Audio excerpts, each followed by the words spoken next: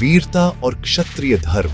वीरता और क्षत्रिय धर्म सदैव एक दूसरे के पूरक रहे हैं। आल्हा और ऊदल की वीरता, साहस सदैव अपने राजा और राज्य के प्रति उनकी निष्ठा को बार बार रेखांकित करता है।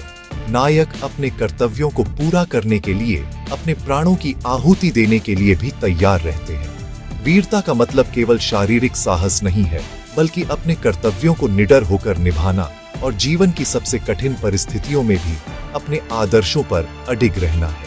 आल्हा और ऊदल न केवल युद्ध में निपुण हैं, बल्कि अपने राज्य, राजा और परिवार के प्रति अपनी निष्ठा और बलिदान के लिए भी प्रसिद्ध हैं। युद्ध के मैदान में अपनी प्रजा की रक्षा के लिए अपने प्राणों की आहुति देना उनके लिए एक गर्व का विषय है। उनकी वीरता उन्हें विंध्याचल क्षेत्र का लोकनायक बनाती है और उनके साहस की गाथाएं पीढ़ियों से गाई जाती रही हैं।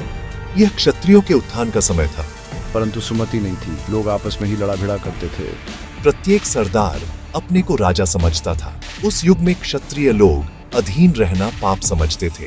वे अपने शत्रुओं से बदला लेना जानते थे। वीरता प्रदर्शन ही उनका ध्येय था। अपने मान की रक्षा के लिए प्राणों को उत्सर्ग कर देना उत्तम समझते थे। वीर धर्म ही सर्वस्व था। उस धर्म की रक्षा के लिए ही नित्य भीषण अनर्थ हुआ करता था तथा भयंकर जन संहार होता था। क्षत्रियों के प्राचीन पुरुष सैनिक जीवन व्यतीत करते थे। वर्णाश्रम सत्कर्म ही उनका मुख्य धर्म था। वे शत्रुओं की वीरता की प्रशंसा करते थे, कभी कभी विपत्तियों से भी उन्हें बचाते थे तथा आवश्यकता पड़ने पर उनके लिए अपना रक्त भी देने में संकोच नहीं करते थे। वीर क्षत्रिय अपने शरणागतों की रक्षा के लिए अपने को उत्सर्ग कर देना अपना धर्म समझते थे। क्षत्रिय राजा धर्म का पालन करते थे। वे वर्णाश्रम के कट्टर पक्षपाती थे। बाल विवाह का प्रचार नहीं था। पूर्ण ब्रह्मचर्य समाप्त होने पर वे गृहस्थाश्रम में प्रवेश करते थे।